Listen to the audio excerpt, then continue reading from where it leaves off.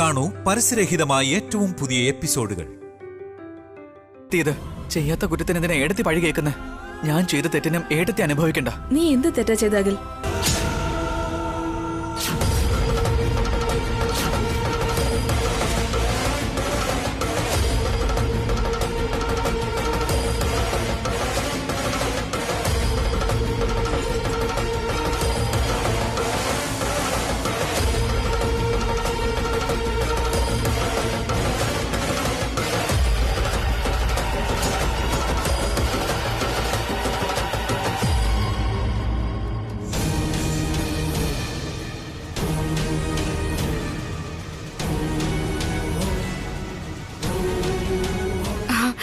അതൊന്നുമില്ല ചേച്ചി.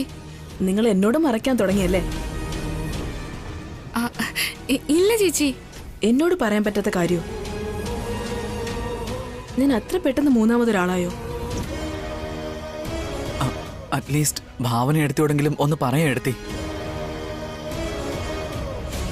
എന്താ സംഭവിച്ചതകിൽ?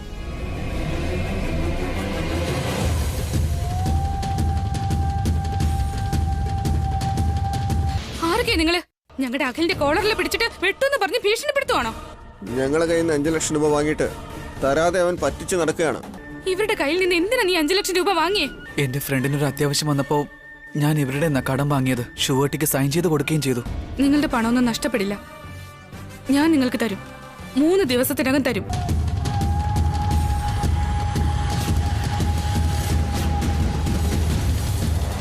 എന്താ പറഞ്ഞത്? ആ ആഭരണങ്ങൾ പണയം വെച്ചെന്നോ? അതേ എടുത്തി. എന്റെ മാനം രക്ഷിക്കാൻ വേണ്ടി പാവം വസു എടുത്തിയാ കുടുങ്ങിയത്. മൊത്തം 5 ലക്ഷം എടുത്തി. നാളെങ്കിലും കാശ് റെഡിയാക്കിയാൽ മാത്രമേ പണയം വെച്ചിരിക്കുന്നിടത്തുനിന്ന് ആഭരണം എടുത്ത് തിരിച്ചു കൊണ്ടുവരാൻ പറ്റൂ. ഇത്രയും പെട്ടെന്ന് ഇത്രയും വലിയ എമൗണ്ട് എങ്ങനെ കൊണ്ടുവരും അഖിൽ? അതുകൊണ്ട് അമ്മയോട് സത്യം തുറന്നു പറയാന്ന് പറഞ്ഞപ്പോ ഏട്ടത്തി സമ്മതിക്കുന്നില്ല. എങ്ങനെ പറയൂ അഖിൽ? പറഞ്ഞിട്ട് എല്ലാവരുടെ മുന്നിൽ തല കുനിച്ച് നിൽക്കാനോ? കാർത്തികയുടെ മുന്നിൽ നീ തന്നെ നിന്റെ വില കളയും. നിന്റെ ഏട്ടൻ ഇത് എങ്ങനെ റിയാക്ട് ചെയ്യുന്ന പോലും എനിക്കറിയില്ല. ഇപ്പൊ ഇത് പറഞ്ഞ തീർച്ചയായിട്ടും അഭി ദേഷ്യപ്പെടും. നിന്നെ കൊണ്ട് താങ്ങാൻ പറ്റില്ല. ഈ പ്രശ്നം ഇത്രത്തോളം എത്തിക്കാൻ പാടില്ലായിരുന്നു. ഇതിനു മുമ്പേ നീ ഇതെല്ലാവരോടും പറയേണ്ടതായിരുന്നു. എന്റെ ആ ഫ്രണ്ട് കാശ് തിരിച്ചു തരുന്ന ഞാൻ വിചാരിച്ചത് എടുത്തി. പക്ഷേ അവൻ ഫോൺ പോലും എടുക്കുന്നില്ല. അവൻ എവിടെയാണെന്നും എനിക്കറിയില്ല. അതുകൊണ്ടാ വസു എടുത്തിട്ട് ആഭരണങ്ങൾ പണയം വെച്ച് അവർക്ക് കാശ് കൊടുക്കേണ്ടി വന്നത്.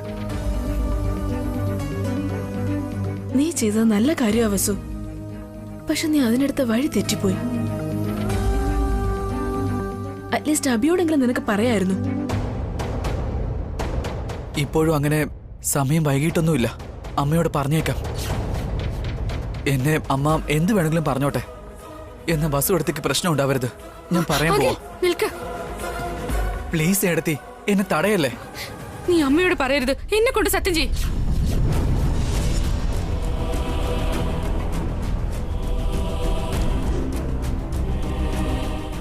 എടുത്തി, നിന്നോട് ഞാൻ പലതവണ പറഞ്ഞതാ നീ എനിക്ക് സ്വന്തം അനിയനെ പോലെയാണെന്നുള്ള കാര്യം. നിന്റെ വിഷമം എന്റെ വിഷമം കൂടിയാ. എന്ത് പ്രശ്നം ഉണ്ടായാലും ഞാൻ മാനേജ് ചെയ്തോളാം. നിന്നെ തെറ്റുകാരനാക്കാൻ അനുവദിക്കില്ല.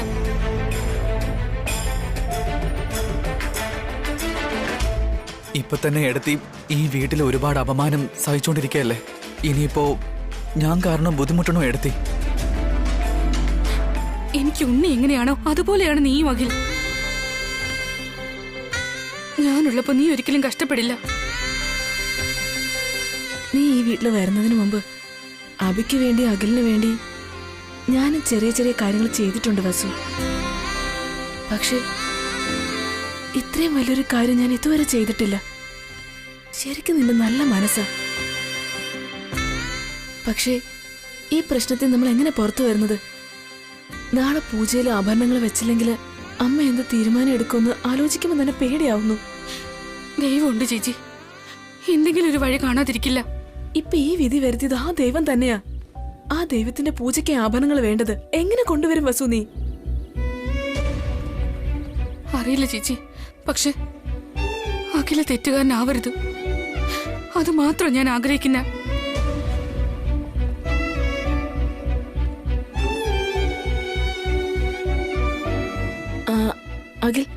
കാര്യം ചെയ്യും. നീ ആരെ സഹായിക്കാനാണോ ജാമ്യത്തിന് നിന്നത്, ആ ഫ്രണ്ട് എവിടെയുണ്ടെന്ന് കണ്ടുപിടിക്ക്. കാശ് ചോദിക്ക്. അവൻ കാശ് തന്ന ഈ പ്രശ്നം അവസാനിക്കുമല്ലോ. പാവം, ആ പണം കൊടുക്കാൻ കഴിയാത്തതുകൊണ്ടാണല്ലോ അവൻ നാട്ടിൽ നിന്ന് മാറി നിൽക്കുന്നത്. പണം കൊടുക്കുന്നവനായിരുന്നെങ്കിൽ ഈ പ്രശ്നങ്ങളൊന്നും ഉണ്ടാവില്ലായിരുന്നല്ലോ. എല്ലാരും അയ്യോ പാവോന്ന് പറഞ്ഞ, നിന്നെ പാവോന്ന് പറയുന്ന ആരുണ്ട് ഇവിടെ? നിന്റെ സങ്കടത്തിൽ കൂടെ നിൽക്കാൻ ആരുണ്ട്?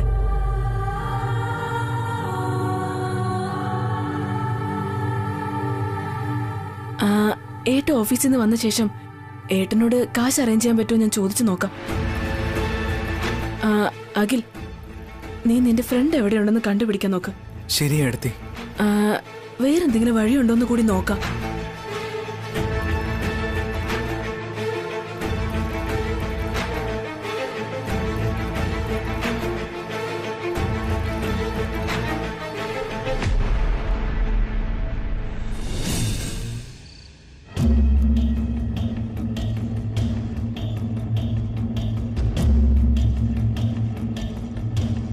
മൊത്തം 5 ലക്ഷം എടുത്തി. നാളെയെങ്കിലും കാശ് റെഡിയാക്കിയാൽ മാത്രമേ പണയം വച്ചിരിക്കുന്നിടത്തുനിന്ന് ആഭരണം എടുത്ത് തിരിച്ചു കൊണ്ടുവരാൻ പറ്റൂ.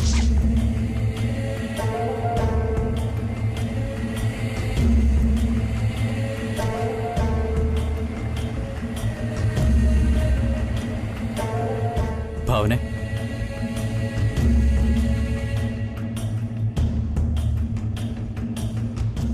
ഭാവനെ, ഏട്ടൻ വന്നായിരുന്നോ? കുളിച്ചിട്ട് വാ, ഞാൻ ടവൽ എടുത്തുതരാം. നീ എന്താ ആലോചിച്ചോണ്ടിരിക്കുന്നേ? ഒന്നുമില്ല ഏട്ടാ. ഞാൻ വിളിച്ചതുപോലെ നീ അറിഞ്ഞതേ ഇല്ലല്ലോ ഭാവനെ.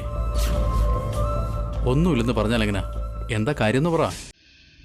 വസുവിനെ കുറിച്ച് ഞാൻ ആലോചിച്ചത്. വസുവിനെ പറ്റിയോ? അവളിപ്പോ നന്നായിട്ടല്ലേ ഇരിക്കുന്നേ? കാണുമ്പോൾ നന്നായിരിക്കുന്നെന്നെ തോന്നും. പക്ഷേ ഏതെങ്കിലും ഒരു പ്രശ്നം അവളെ എപ്പോഴും അലട്ടിക്കൊണ്ടേയിരിക്കും. വീണ്ടും എന്താ പ്രശ്നം ഉണ്ടായത് ഭാവനെ? ഇത്തവണ പ്രശ്നം അഖില് കാരണം ഉണ്ടായത്. അഖില് കാരണോ? അവനെപ്പോഴും വസുവിനെ സപ്പോർട്ടല്ലേ ചെയ്യാറ്? അവൻ എന്ത് പ്രശ്നം ഉണ്ടാക്കുന്ന? അവൻ സെക്യൂരിറ്റി നിന്ന് അവന്റെ ഏതോ ഫ്രണ്ടിന് ആരുടെ കയ്യിൽ നിന്ന് പണം വാങ്ങിക്കൊടുത്തു. ആ ഫ്രണ്ടിന് പണം തിരിച്ചു കൊടുക്കാൻ പറ്റിയില്ല. ആ കാശ് അഖില് തന്നെ കൊടുക്കണമെന്ന് കടം കൊടുത്ത ആള് അഖിലിന്റെ കോളറിൽ പിടിച്ച് വിരട്ടി. വസു അവളുടെ ആഭരണങ്ങൾ പണയം വെച്ച് ആ കാശ് അവൾ അറേഞ്ച് ചെയ്ത് കൊടുത്തിരിക്കുക. അങ്ങനെയാണോ? ഇപ്പൊ പ്രശ്നം എന്താന്ന് വെച്ചാല്, നാളെ ശിവരാത്രി പൂജയാ. പൂജയ്ക്ക് ആ ആഭരണങ്ങൾ വെക്കണമെന്ന് അമ്മ പറഞ്ഞിരിക്കുവോ. പണയത്തിലിരിക്കുന്ന ആ ആഭരണങ്ങള് പൂജയ്ക്ക് വെക്കണമെങ്കിൽ കാശ് ആവശ്യമുണ്ട്. പൂജയിൽ ആ ആഭരണങ്ങൾ വെച്ചില്ലെങ്കിൽ അതൊക്കെ എന്ത് ചെയ്തെന്ന് അമ്മ ചോദിക്കും വസുവിനോട്. അഖിലിന് വേണ്ടി പണയം വെച്ചു എന്ന് വസു പറയത്തില്ല. അമ്മ വസുവിന് വഴക്ക് പറയും. അവള് ചെയ്യാത്ത തെറ്റിന് വീണ്ടും വസു ബലിയാടാകാൻ പോവുക ഏട്ടാ. അഖിൽ എന്തിനാ അങ്ങനെയൊക്കെ ചെയ്തേ? കാശിന് ആവശ്യമുണ്ടെങ്കിൽ അവയോട് ചോദിച്ചാ പോരായിരുന്നോ? പാവം വസുവിനെ എന്തിനാ പ്രശ്നത്തിലാക്കിയത്? ആ പണം എങ്ങനെയെങ്കിലും ഏട്ടന് അറേഞ്ച് ചെയ്ത് കൊടുക്കാൻ പറ്റുമോ? അത്രയും കാശൊക്കെ എൻ്റെ എങ്ങനെ വരാനാ ഭാവനെ? അബിയോട് തന്നെ ചോദിക്കണം. വേണ്ട ഏട്ടാ, ഇത്രയൊക്കെ നടന്നതിന് ശേഷം അബിയോട് പറഞ്ഞാ അവൻ ദേഷ്യപ്പെടും. എന്തൊക്കെയായിരുന്നാലും ആദ്യമേ അബിയോട് പറയണമായിരുന്നു. നീ പറയുന്നത് ശരിയാ ഭാവനെ. ഇത്രയും വലിയൊരു കാര്യം വീട്ടിൽ അറിയിക്കാതെ ചെയ്തത് തെറ്റ് തന്നെയാണ് ഭാവനെ. അഖില് വസുവിനോട് പറയുന്നതിന് പകരം അമ്മയോടോ അച്ഛനോടോ അബിയോടോ പറയാമായിരുന്നു. ആവശ്യമില്ലാതെ വസുവിനെ റിസ്കിലേക്ക് തള്ളിവിട്ടു. ഇപ്പൊ അഖിലും അതോർത്താ വിഷമിക്കുന്നത്. ഇതെല്ലാം വീട്ടിൽ പറയാന്ന് അവനിപ്പ പറയുന്നേ. വസുവ വേണ്ടെന്ന് പറഞ്ഞ് തടയുന്നേ. പൂജ നടക്കുമ്പോ ഇവിടെ എന്തൊക്കെയാ പ്രശ്നങ്ങൾ നടക്കാൻ പോകുന്നെന്നും വസു എത്രമാത്രം അപമാനിക്കപ്പെടുമെന്ന് ഓർക്കുമ്പോൾ എനിക്ക് പേടിയാവുന്നു. ഇല്ല ഭാവനെ, എന്തെങ്കിലും ചെയ്ത് എങ്ങനെയെങ്കിലും വസുവിനെ ഈ പ്രശ്നത്തിൽ നിന്ന് രക്ഷിച്ചേ പറ്റൂ. അവൾ വീണ്ടും വേദനിക്കാൻ പാടില്ല. അവളെ നമ്മൾ എത്രമാത്രം സഹായിച്ചിട്ടുണ്ട്. അവളെ സഹായിക്കേണ്ടത് നമ്മുടെ ഉത്തരവാദിത്വമാണ്. അത് തന്നെ ഞാനും ആലോചിക്കുന്നത് ഏട്ടാ. എന്തെങ്കിലും ചെയ്ത് വസുവിനെ രക്ഷിക്കണം. ഏട്ടനും കൂടി ഒന്ന് ആലോചിക്ക്.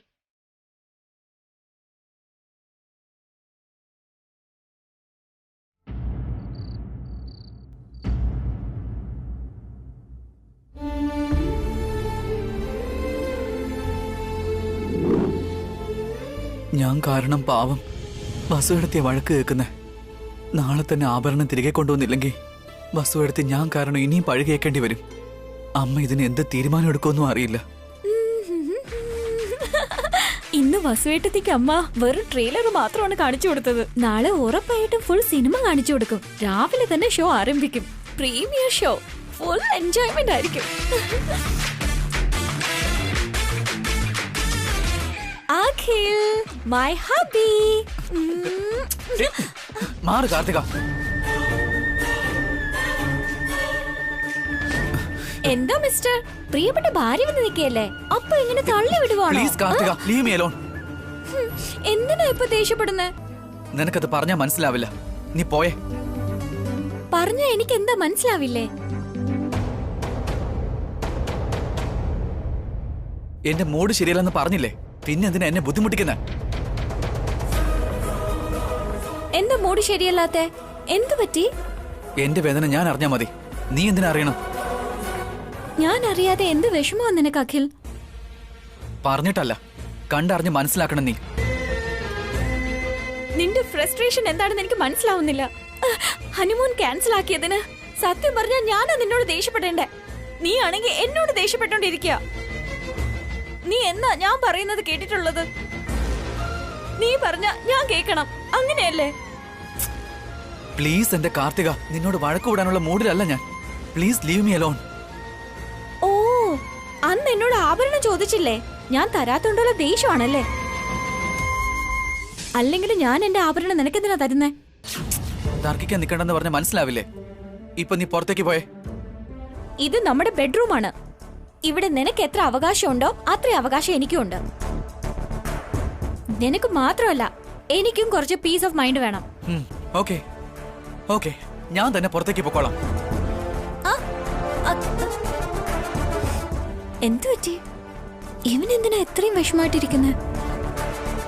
വസുവേട്ടത്തിയെ അമ്മ വഴക്കു പറഞ്ഞോണ്ടാണോ? അവരെന്നെ വഴക്കു പറഞ്ഞാലല്ലേ നീ വിഷമിക്കേണ്ടേ? വസുവേട്ടത്തിയെ വഴക്കു പറഞ്ഞോണ്ട് നിനക്കെന്താ? ഇനിയിപ്പോ വസുവേട്ടത്തി ആഭരണം പണയം വെച്ചതിനും അഖിൽ ഇങ്ങനെ വിഷമിച്ചിരിക്കുന്നതിനും ബന്ധമൊന്നുമില്ലല്ലോ. ഉണ്ടെങ്കിലും അഖിലും ആ ആഭരണവും തമ്മിൽ എന്ത് ബന്ധം ഉണ്ടാവാനാ? ഇതൊക്കെ ഞാൻ എന്തിനറിയണം? നാളെ വസുവേട്ടത്തേക്ക് കിട്ടാൻ പോകുന്ന വഴക്ക് കണ്ട് ഞാൻ എൻജോയ് ചെയ്യാൻ പോവാ. അതാണ് പ്രധാനം.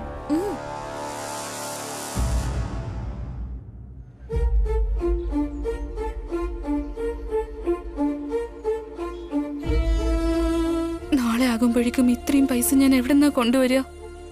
ആ ആഭരണം ഞാൻ എങ്ങനെയാ തിരിച്ചെടുക്കുക? അറിയാവുന്ന എല്ലാവരെയും ഞാൻ വിളിച്ച് പൈസ ചോദിച്ചു. എല്ലാരും തരില്ലെന്നാ പറഞ്ഞെ. ഭഗവാനെ, അങ്ങ് തന്നെ ഒരു വഴി കാണിച്ചു തരണേ.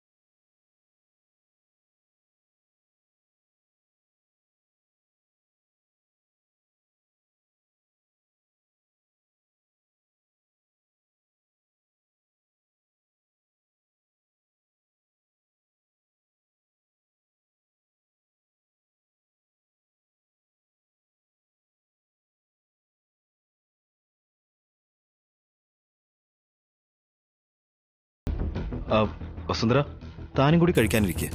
ഞാൻ നേരത്തെ കഴിച്ചു കേട്ടാ. സോറി, നല്ല വിശപ്പുണ്ടായിരുന്നു, അതാ കഴിച്ചേ. അതെന്തായാലും നന്നായി. ഇനി അങ്ങോട്ട് ഇതുപോലെ തന്നെ ആയിരിക്കണം. തനിക്ക് വിശക്കാണെങ്കിൽ താൻ കഴിക്കണം. എനിക്കതിൽ ഒരു പരാതിയില്ല. അങ്ങനെ ചെയ്യാട്ടാ. പൂജയ്ക്കുള്ള ഒരുക്കങ്ങളെല്ലാം പൂർത്തിയായോ? ആ, അതൊക്കെ കഴിഞ്ഞേട്ടാ. പൂജയ്ക്ക് വേണ്ട സാധനങ്ങളൊക്കെ വാങ്ങിക്കൊണ്ട് വന്നു. നാളെ രാവിലെ തന്നെ പൂജ ആരംഭിക്കാം. നാളത്തെ പൂജയ്ക്ക് ഒരു ബുദ്ധിമുട്ടും സംഭവിക്കാൻ പാടില്ല. ഒരു ചെറിയ തെറ്റ് സംഭവിച്ചാൽ പോലും അമ്മ അത് ക്ഷമിക്കില്ല. ഈ പൂജ അമ്മയ്ക്ക് പ്രധാനപ്പെട്ടതാ. ഇല്ല ഏട്ടാ, യാതൊരു തെറ്റും സംഭവിക്കാതെ ഞാൻ എല്ലാം നോക്കിക്കോളാം. താൻ ശ്രദ്ധിച്ചിരിക്കണമെന്ന് ഞാൻ മുൻകൂട്ടി പറഞ്ഞതേ ഉള്ളൂ. കഴിഞ്ഞ വർഷം ഭാവന ഏട്ടത്തി പൂജയ്ക്കുള്ള എല്ലാ സാധനങ്ങളും വാങ്ങി. പക്ഷെ ഭസ്മം വയ്ക്കാൻ ഏട്ടത്തി മറന്നുപോയി. ശിവപൂജയ്ക്ക് എന്താ ഭസ്മം വയ്ക്കാത്തതെന്ന് പറഞ്ഞ് അമ്മ ഏട്ടത്തി ഒരുപാട് വഴക്ക് പറഞ്ഞു. ദൈവമേ, കുറച്ച് ഭസ്മം വെക്കാതിരുന്നതിന് അമ്മ അത്രയ്ക്കും ദേഷ്യപ്പെട്ടെങ്കിൽ നാളെ ആഭരണം വെച്ചില്ലെങ്കിൽ എന്തുമാത്രം പ്രശ്നങ്ങളുണ്ടാവും. കുറച്ച് കറി ഒഴിക്കും.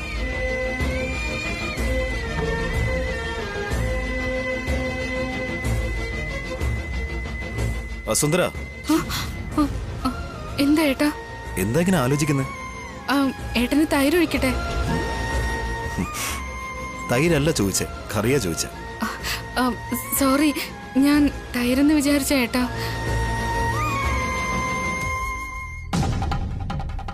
അത് പോട്ടെ, താൻ അച്ഛന് ഫോൺ ചെയ്തോ? നാളെ ആഭരണങ്ങൾ കൊണ്ടുവരുമല്ലോ. അച്ഛൻ കൊണ്ടുവരുന്ന പറഞ്ഞേ. ഗുഡ്. അപ്പൊ പ്രോബ്ലം എല്ലാം സോൾവ്. ഇനി താൻ ടെൻഷൻ എല്ലാം മറന്ന് സുഖമായിട്ട് ഉറങ്ങിക്കും.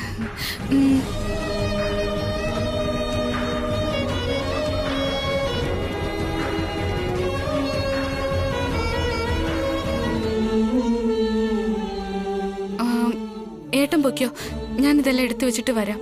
ഓക്കെ.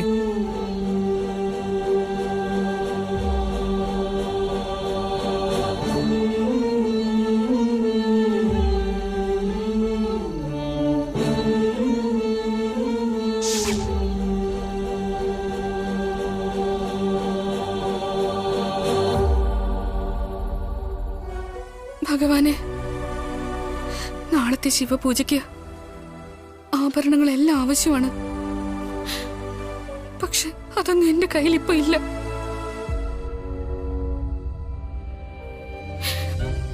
അതെവിടെയാ ഉള്ളതെന്ന് അങ്ങക്ക് അറിയൂ.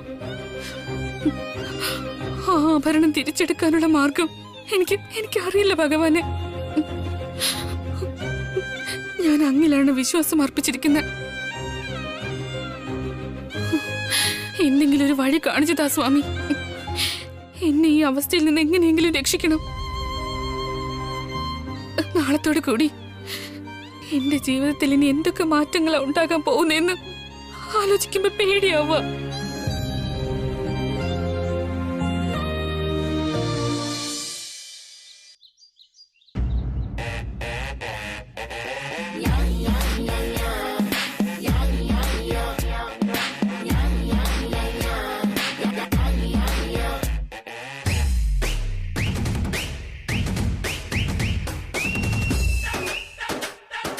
എന്താടി, ഇന്ന് വീട്ടിൽ പൂജയാണെന്ന് വിചാരിച്ചോ അതോ ഫാഷൻ ഷോ ആണെന്ന് വിചാരിച്ചോ ഇത്ര ടിപ് ടോപ്പ് ആയിട്ട് ready ആയിരിക്കുന്നേ?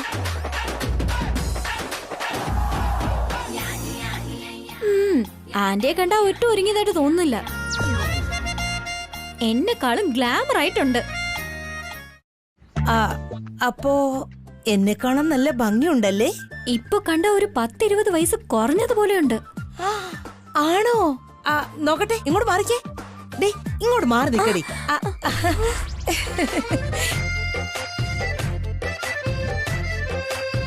This is too much aunty. എന്നെ കാണാൻ സുന്ദരി ആയതുകൊണ്ട് ആന്റിക്ക് അസൂയ തോന്നുവല്ലേ? നിനക്ക് എന്തറിയാടി, പണ്ടത്തെ കാലത്ത് എന്നെ കണ്ട് കൂടെയുള്ള കൂട്ടുകാരികളൊക്കെ അസൂയപ്പെട്ടിട്ടുണ്ട്. സുന്ദരി എന്ന് പറഞ്ഞാ നീയാണെന്ന് അമ്മമാര് ചേച്ചിമാരൊക്കെ ഭയങ്കരമായിട്ട് പുകഴ്ത്തായിരുന്നു. ദിവസവും എന്റെ അമ്മ എനിക്ക് ദൃഷ്ടി ഒഴിയുമായിരുന്നു. ആ കാലത്തെ ആമ്പിള്ളാരെല്ലാം എനിക്ക് വേണ്ടി ജീവൻ കളയായിരുന്നു. ഞാൻ എവിടേക്ക് പോയാലും എന്റെ പിറകെ അവര് വരും. ഞാനൊന്ന് തിരിഞ്ഞു നോക്കിയാ അവരവിടെ അമ്പരന്ന് വീഴും. മാത്രമല്ല, ഞാൻ റോഡിലൂടെ നടന്നു പോകുമ്പോ പ്രായമുള്ള ആമ്പിള്ളേരൊക്കെ എന്നെ നോക്കി സിനിമാ പാട്ട് പാടും. ഒന്ന് നിർത്തുന്നുണ്ടോ? സംസാരിച്ചു തുടങ്ങിയ ഫ്ലാഷ് ബാക്കിലേക്ക് പോവും. നിന്നെ അങ്ങനെ ആരും നോക്കുന്നില്ല എന്നുള്ള വിഷമാണോ? ഞാൻ വിഷമിച്ചിട്ട് എന്ത് ചെയ്യാനാ? ഒരു നല്ല കാര്യം പറയുവാണെങ്കിൽ ആന്റിക്ക് ഹാപ്പി ആവുമെന്ന് വിചാരിച്ചു. അതിന് മിസ് ഇന്ത്യ, മിസ് വേൾഡ് എന്നൊക്കെ ബിൽഡപ്പ് കൊടുക്കുന്ന എന്തിനാ? അപ്പോ ഞാൻ സുന്ദരിയല്ലെന്നാണോ? നിങ്ങളുടെ അഴകിനെ പറ്റിയോ അഴുക്കിനെ പറ്റിയോ ഒക്കെ ഇപ്പൊ എന്തിനാ ആന്റി? അത് പോട്ടെ, നീ എന്തിനാ ഇപ്പൊ ഇങ്ങനെ ഒരുങ്ങി നിൽക്കുന്നേ? ഇന്ന് വസുവേട്ടത്തെ അനുഭവിക്കാൻ പോകുന്നത് കാണാൻ പോവാ.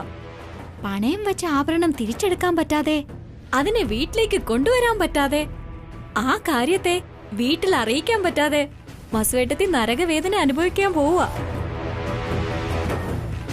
അമ്മ വസുവേട്ടത്തിയെ അൺസ്റ്റോപ്പബിൾ ആയി, നോൺ സ്റ്റോപ്പായി വഴക്ക് പറയാൻ പോവാ.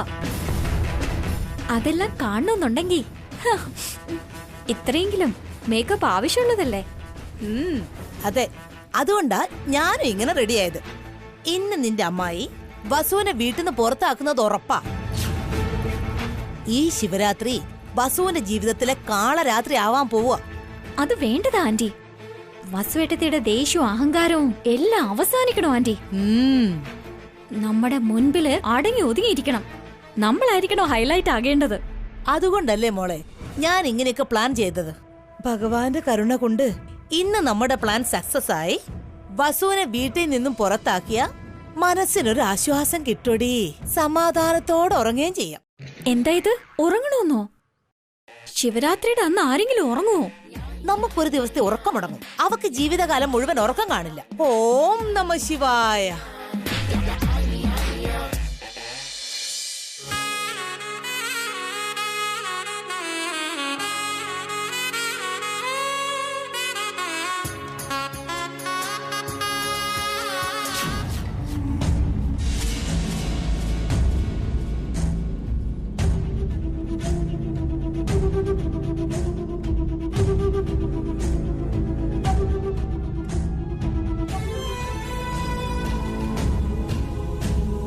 വസു, ഗുഡ് മോർണിംഗ് ചേച്ചി.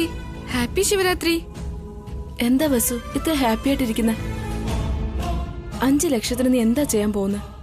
ആ ആഭരണങ്ങൾ എങ്ങനെ കൊണ്ടുവരുമെന്നോർത്ത് രാത്രി മുഴുവൻ ഉറക്കമില്ലാതെ ടെൻഷൻ അടിച്ച് ഞാൻ ഇരുന്നത്. ഞാനും രാത്രി ഉറങ്ങിയില്ല ചേച്ചി, നല്ല ടെൻഷനിലായിരുന്നു. പക്ഷേ എന്നിട്ട് ഉടൻ തന്നെ ശിവഭഗവാൻ തന്നെ എന്നെ രക്ഷിച്ചു. ഈ പ്രശ്നത്തിൽ നിന്ന് എന്നെ കരകയറ്റി. അതെങ്ങനെ വസു? രാവിലെ തന്നെ അഖിലൊരു ഗുഡ് ന്യൂസ് പറഞ്ഞു. അവന്റെ ഫ്രണ്ട് പണം അറേഞ്ച് ചെയ്തെന്ന് പറഞ്ഞിട്ട് ഫോൺ വിളിച്ചു വന്ന്. അങ്ങനെയാണോ? അതെ ചേച്ചി. ഇപ്പൊ ഫ്രണ്ടിന്റെ അടുത്തൊന്ന് പൈസ വാങ്ങിയിട്ട് ആഭരണം പണയം വെച്ച സ്ഥലത്ത് നിന്ന് എടുത്തോണ്ട് വരാൻ അഖില് പറഞ്ഞിരിക്കുക. കുറച്ചു സമയത്തിനുള്ളിൽ അഖിലെത്തും. എന്റെ ദൈവമേ, അങ്ങനെ വലിയ പ്രശ്നം അവസാനിച്ചു.